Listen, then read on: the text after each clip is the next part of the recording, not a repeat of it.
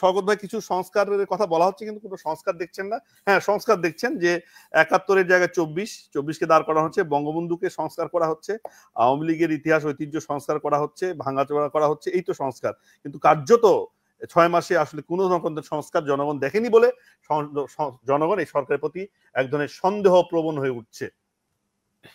ধন্যবাদ। জনগণ যে সন্দেহ করছে এইটার ব্যারোমিটারটা কোথায়?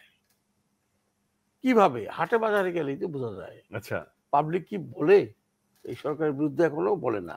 ওটা পাবলিক তো বলে, পাবলিক তো বলে না না, ওই যে উনি দেখছেন বলে, আপনি দেখছেন যে বলে না। বিএনপি নেতারা বলে, আপনি দেখছেন বলে না। আমি সাধারণ মানুষকে বলতে, সাধারণ মানুষই বলে যে কদিন একটু দ্রব্যমূল্য বেশি ছিল, এখন আলু হয়েছে 20 টাকা, এখন আর কেউ বলে না। যখন আলু 80 টাকা হয়েছিল তখন কিছুদিন বিশদ, বাঁধাকপি 4 টাকা কেজি, কৃষকরা বাঁধাকপি কেটে ফেলছে পা দিয়ে, মানে গরুকে খাওয়াচ্ছে, এখন আবার ওইটা গরুকে খাওয়াচ্ছে, এটাও তো একটা সংকট। আচ্ছা, নাকি কত লোক সাগর ভাই, সংস্কার কি করবে এই সরকার, বা কতটুকু করতে পারবে, বা ভিত্তিপ্রস্তর করেছে কিনা ফাউন্ডেশন? না, ফাউন্ডেশন তো ভালো, অন্যরকম ফাউন্ডেশন হচ্ছে।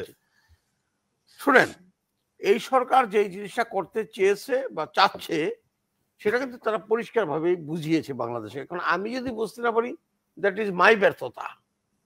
কি দ্যাট ইজ মাই ব্যর্থতা, যদি আমি বুঝতে না পারি সরকারের, জনগণের ব্যর্থতা সেটি, আমার ব্যর্থতা। আমি যদি না বুঝি, যারা না বোঝে তাদেরই। এটা ধারণাটা অত্যন্ত পরিষ্কার। বাংলাদেশকে একটা সত্যিকারের গণপ্রজাতন্ত্র হিসেবে প্রতিষ্ঠা করা, সত্যিকারের, এটা মুখের বলি না। আচ্ছা, দ্বিতীয় হলো আজীবন, মানে সব সময় আর কি, যাতে দেশে একটা সুষ্ঠু নির্বাচন হয়, সেটা 4 বছর হোক বা 5 বছর পরে হোক, প্রতিটা নির্বাচনের আগে যেন কেওয়াসটা না লাগে, কার অধীনে নির্বাচন হবে, কি নির্বাচন হবে, এইটা।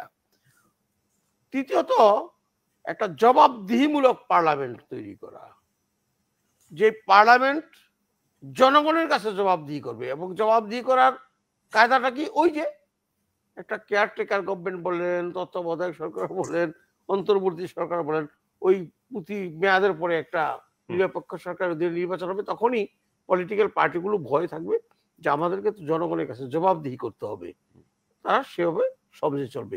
সাগর ভাই যে কথাটা বলছে এটা কারেক্ট, যে পার্লামেন্ট মেম্বাররা কেন গম ভাগ করতে যাবে? কেন ছাগল চুরির বিচারেও পার্লামেন্ট মেম্বারকে উপস্থিত থাকতে হবে?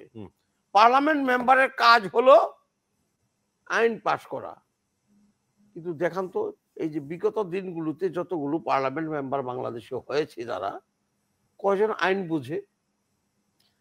আমি এমনও পার্লামেন্ট মেম্বার দেখেছি খুব কাছ থেকে, যে যেই কার্যপ্রণালী বিধি অনুযায়ী যে গেজেট গুলো তাদেরকে দেওয়া হয়েছে, ধকসুয়েও দেখে নেই কোনোদিন, তারা অফিসে পড়ে আছে, পরে শোয়ার সময় আছে নাকি, হাজিরা দেই, ভোট দিতে হবে, এই সেই।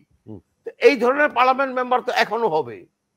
টাকা দিয়ে আপনি নমিনেশন বিক্রি করবেন, যোগ্যতা দেখবেন না, পলিটিক্যাল ক্যারিয়ার দেখবেন না, লেখাপড়া দেখবেন না, আইন সম্পর্কে জানে কিনা সেটা দেখবেন না, রাজনৈতিক ইতিহাস সম্পর্কে তার কোনো জ্ঞান আছে কিনা সেটা দেখবেন না। আপনাকে 5 কোটি টাকা ফান্ডে দিয়ে দিল, সেটা আপনার ব্যক্তিগত ফান্ড হোক আর দলীয় ফান্ড হোক, আপনি বলেন ইয়েস আশরাফুল আজম সাহেব আমার প্রার্থী, মার্কা চাক্কা মার্কা, দিয়ে দিল। আপনি চলে গেলেন, কর্মী বাহিনী আছে দলের, আপনি পাশ করে আসলেন, পার্লামেন্টে গেলেন, হাজিরা দিলেন, আসলেন, বক্তৃতা দিতে দাঁড়াইবেন। একটা সাবজেক্টের, আমি অবাক হয়ে গেছি, বাজেট অধিবেশনের বক্তৃতা কোন কোন পার্লামেন্ট মেম্বার, আমাদের জাতীয় সংসদ সদস্য, তার মৃত নেতা, বর্তমান নেত্রী এবং তার দলের স্তুতি গেয়ে ওই বাজেট অধিবেশনে তার যে বলার কথা সেগুলো কিছুই বললো না। এই ধরনের পার্লামেন্ট দিয়ে আপনি কি করবেন? এই ধরনের পার্লামেন্ট মেম্বার দিয়ে কি করবেন? সুতরাং একটা জবাবদিহিমূলক পার্লামেন্ট যেটা হবে, সেরকম একটা পার্লামেন্টের ব্যবস্থা এই সরকার করবে, তারা অঙ্গীকারবদ্ধ এবং কাজ শুরু করেছে। আরেকটা হলো, কিন্তু ভবিষ্যতে আর কোন শেখ হাসিনা যেন বাংলাদেশে তৈরি না হয়। শেখ হাসিনাকে আমি স্বৈরতন্ত্র এবং ফ্যাসিবাদের প্রতীক হিসেবে ধরে নিলাম নামটা।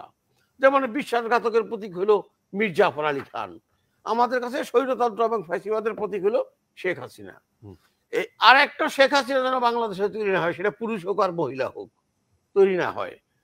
সেটা করতে হলে ওই যে জবাবদিহিমূলক পার্লামেন্ট, ওটাও লাগবে। এবং রাজনৈতিক দলগুলোর সংস্কার করতে হবে। শুধু শুধু রাষ্ট্র সংস্কার করবেন, জি জি রাজনৈতিক দলগুলো সংস্কার করবেন ভাই, না।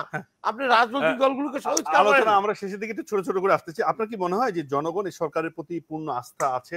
মানে 6 মাস আগে যেমন ছিল, কোন সরকারি 6 মাস আগে যা দেখছেন আচ্ছা, সমর্থন বলেন তো। আস্থা, সেটি কি এখনো সেই অবস্থায় আছে নাকি স্বাধীনতা পরবর্তী বঙ্গবন্ধু শেখ মুজিবুর রহমানের সরকারের প্রতি কি 100% মানুষের সমর্থন ছিল? 100% না? আপনি মানে 6 মাস আমি আগে যা বলি, দেখেছেন ছিল এখন কি সেটা ছিল দেখছেন? ছিল না।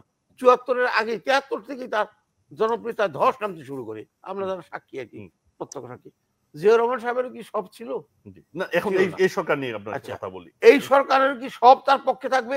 আরে ভাই, 35% আওয়ামী লীগের সদস্য, এরা তো এই সরকারকে জানের শত্রু মনে করে। আচ্ছা জানের শত্রু, আচ্ছা তো সবচেয়ে বড় শত্রু। আওয়ামী লীগ তো এখন আওয়ামী লীগের। দৌড়ের মধ্যে আছে, ফলে দৌড়ের মধ্যে থাকলেও তো দৌড়াইতে তারা বঙ্গবন্ধুর কথা বলে, হ্যাঁ। আওয়ামী লীগের কথা বলে, হ্যাঁ। বলে না? জি জি তো সুতরাং তারাও তো এই সরকারের সে- বিরুদ্ধে বলবেই। হুম। আপনি যদি সাক্ষাৎকার নেন, জরিপ চালান, আওয়ামী লীগের কর্মীটার কাছে গেলে তাতে কি আওয়ামী লীগ ধুয়ে দিবে। এসব বলার মধ্যে দিয়ে জনপ্রিয়তা পাচ্ছে? মানে আওয়ামী লীগ এই সরকারের উপর চ্যালেঞ্জ তৈরি করছে এরকম না, মনে হচ্ছে এই মুহূর্তে আওয়ামী আপনার? লীগ এখন সাংগঠনিক ভাবে নাই। নাই, হ্যাঁ। নাই। তাহলে আওয়ামী লীগ ব্যক্তিগত ভাবে আমি যেভাবে আলাপ করি মাঝে মধ্যে, জি।